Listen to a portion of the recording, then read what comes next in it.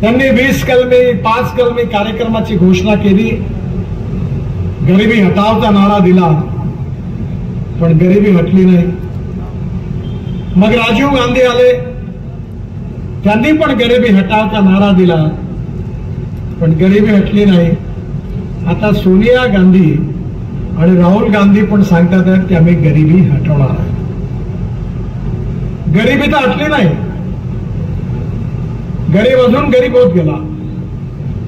पण 60 वर्षामध्ये जे काँग्रेस करू शकली नाही ते 10 वर्षामध्ये मोदीजींच्या नेतृत्वाखाली आमच्या सरकारने करून दाखवलं. ते तुमच्या समोर.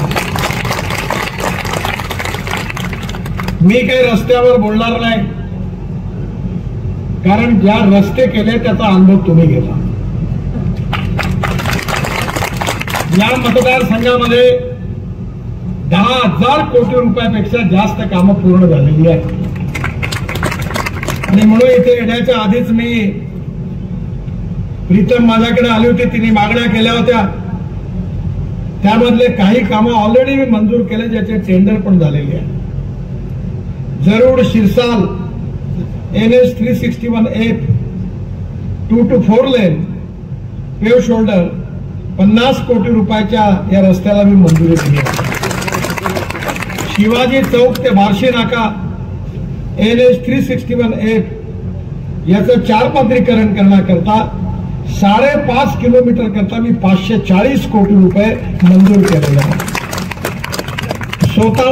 सोताळा ते शिरापूर सुधारणा करण्याकरता 40 किलोमीटरच्या रस्त्याकरता 350 कोटी रुपये मंजूर केले. अहमदनगर ते सबळखेड आणि आष्टी ते Chinchpur NH 561 2 to 4 lane 50 kilometre करता 640 कोटी रुपये मंजूर केले. CRF मध्ये 11 कामं मंजूर केलेली आहे आणि आता पुन्हा नव्याने 3 कामं मंजूर केली आहे 65 कोटी रुपयाची. पोहनेर सिरसाळा मोहा गर्जेवाडी मोठ्या पुलाचं बांधकाम. धारूळ आदर्श लोखंडी सावरगाव 17 किलोमीटर रस्त्याची सुधारणा. धारूळ आदर्श लोखंडी सावरगाव 17 किलोमीटर त्याची 25 कोटी रुपये.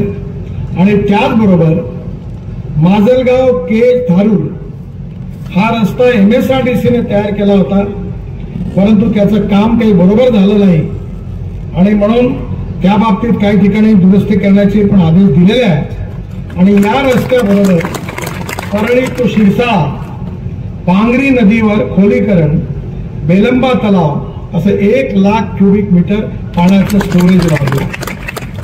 परळी ते गंगाखेड दाऊदपूर शिवार इथे 1.30 लाख क्युबिक मीटरचं देखील स्टोरेज झालेलं आहे. आणि आताच मला आपल्या प्रकाश भाऊंनी सांगितलं, मला अतिशय आनंद आहे की आपण महाराष्ट्राचं दैवत आहे विठोबा. महाराष्ट्र ही संतांची भूमी आहे. ज्ञानेश्वर महाराज, तुकाराम महाराज, तुकडोजी महाराज, गजानन महाराज या सगळ्यांच्या मनाबद्दल आपल्या मनामध्ये आस्था आहे. आणि माझ्या आयुष्यामध्ये मला अनेक कामं करायला मिळाली, पण मला सगळ्यात मोठा आनंद कोणता असेल तर देव गाड्या धावून राहिलेल्या आहेत हे बघितल्यावर मी आश्चर्यचकित झालो. अटल बिहारी वाजपेयींना, राम नाईकांना त्यांच्या बरोबर मी काम केलं. मुंडे साहेबांनी सपोर्ट केला आणि या देशामध्ये आम्ही इथेनॉलची सुरुवात केली. म्हणून आज शेतकरी दिवस हे जेवढे साखर कारखानेवाले तुमच्यासोबत ताट मान करून उभे आहे याचं कारण इथेनॉल आहे, साखर नाही आहे. साखर आपल्या देशाची समस्या काय? आपल्या देशात गहू सरप्लस, मका सरप्लस, तांदूळ सरप्लस, गहू सरप्लस, साखर सरप्लस. आता या वर्षी थोडासा इनबॅलन्स झाला म्हणून काही कारणाकरता धोरण बदलला, इलेक्शन झाल्यावर बदलणार. पण आज इथेनॉल आपण पेट्रोलच्या ऐवजी वापरतो.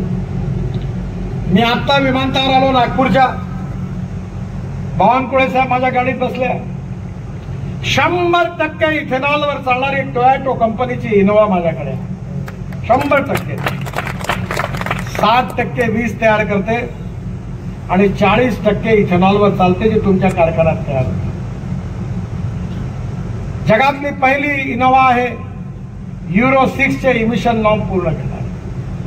एवढंच नाही तर आता मारुती, सुझुकी, टोयोटो या सगळ्या कंपन्या फ्लेक्स इंजिनच्या गाड्या आणणार आहेत. इंडियन ऑइल तर्फे 300 पेट्रोल पंप इथेनॉलचे सुरू करण्याचा निर्णय झालेला आहे आणि पेट्रोलियम मंत्र्यांना मी मागणी केली आहे की प्रत्येक साखर कारखान्याला इथेनॉल तयार करणाऱ्याला इथेनॉलचे पंप उघडण्याची परवानगी द्या. ती मिळणार आहे, ती मिळवून देईल. आणि एवढंच नाही तर बजाज, टीव्हीएस, हिरो, होंडा यांनी स्कूटर, मोटरसायकल 100% इथेनॉलवर चालणारी तयार केली आहे. आणि माझ्याकडे जी गाडी आहे इथेनॉलवर चालणारी इनोव्हा टोयोटोची, तिचा ऍव्हरेज पेट्रोल बरोबर तुलना केली तर त्या गाडीमधून 25 रुपये लिटर पेट्रोलचा भाव पडेल, एवढं ऍव्हरेज आहे. म्हणून माझी आपल्या सगळ्यांना विनंती आहे की आता मोटरसायकल, स्कूटर घ्यायची असेल तर इथेनॉलवरची घ्या. पेट्रोलचा रेट 120 रुपये आणि इथेनॉलचा रेट 60 रुपये. म्हणजे आम्ही शेतकऱ्याला इंधनदाता बनवलं, ऊर्जादाता बनवलं. पण आता याच्याही पलीकडे गेलो आहे.